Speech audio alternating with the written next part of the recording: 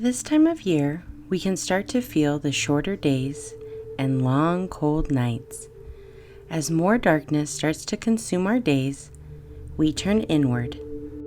Samhain is the time for resting, celebration, rituals, and self-reflection. Nature is dying all around us, but underneath, she's resting too, preparing herself for renewal and new life in the spring. Many of you asked me to share how I celebrate Samhain. I usually like to keep it pretty simple, so let's jump in.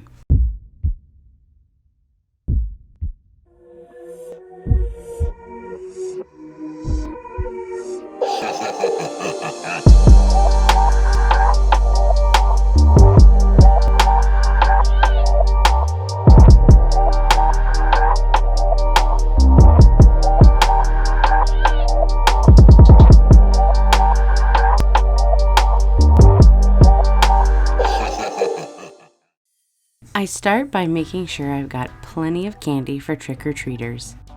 We get a lot of trick-or-treaters here, so this year I got 750 pieces. I wanted to do something symbolizing nature going to sleep and resting until the coming of warm spring days, so I decided to plant some daffodils.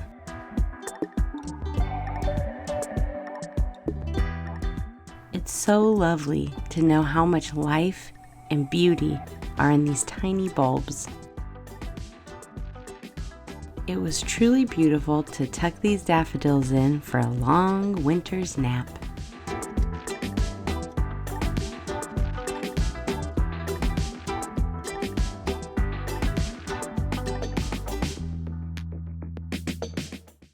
This year, I wanted to try a pumpkin sacrifice ritual I saw a few years ago from Jen at Gather Time.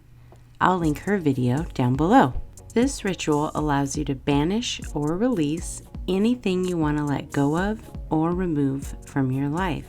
I wanted to use as many herbs as possible from my own garden, but this is not necessary. In fact, dried herbs from your kitchen would probably burn a bit better. Oz was a great helper in finding some catnip to use as well. The birds looked like they had their fill of this sunflower, so I decided to use it to represent the fading energy of the sun.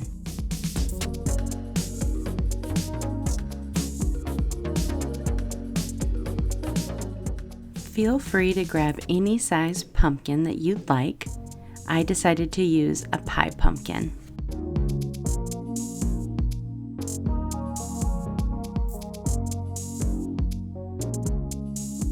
Shoo away any nosy onlookers before you carve into your pumpkin.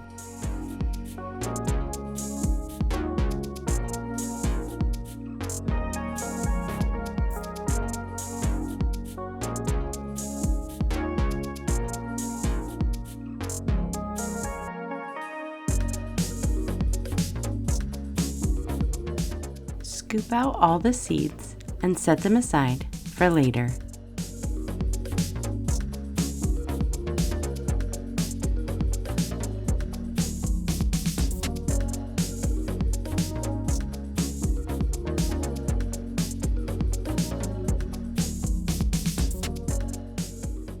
Carefully cut an opening on the side to allow for airflow.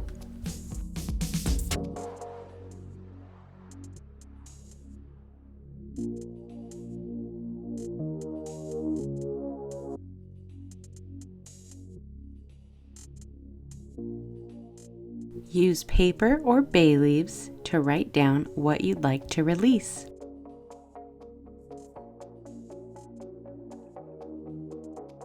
Add in some items that will help it burn. I did lint inside of a toilet paper roll. You could also use newspaper or twigs, whatever you have available. Get creative and add any corresponding herbs that resonate with you.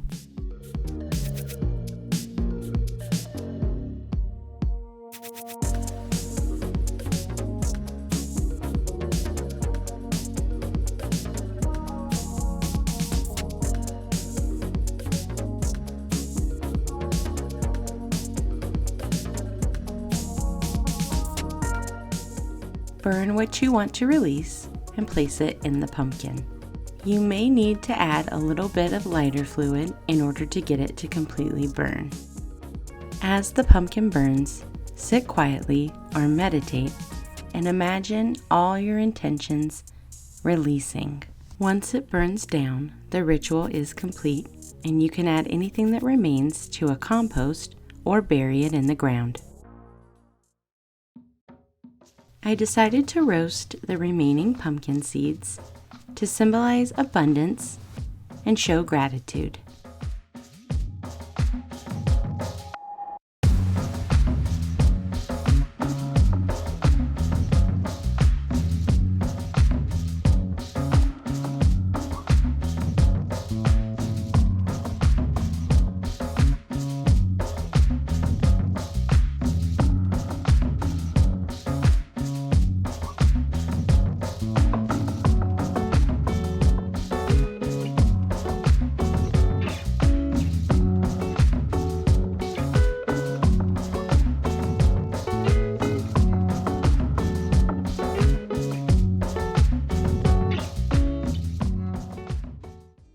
My sister and I spent some time drinking chai teas from Starbucks, and she likes hers way too hot, thrift store shopping, and getting our seasonal flu shot.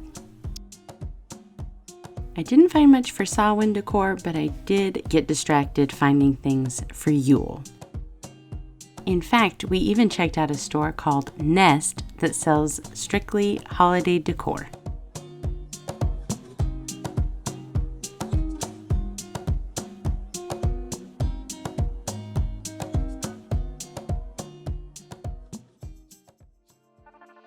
However, the one tradition that we do every Samhain is a twist on the dumb supper. Instead of it being a silent or mute dinner, we honor loved ones who have passed by decorating the table with things or photos that remind us of them. We tell stories about them to keep their memories alive. Sometimes the dinner will include their favorite treats, snacks, or meals, and we always set a place for them to join us. This year, I made stuffed bell peppers with a bit of a twist. We carved faces into them like pumpkins. They were delicious.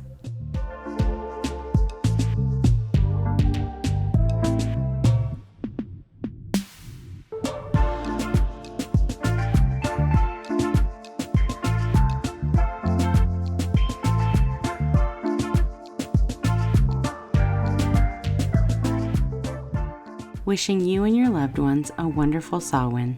Thanks for watching, and remember, as always, stay peculiar.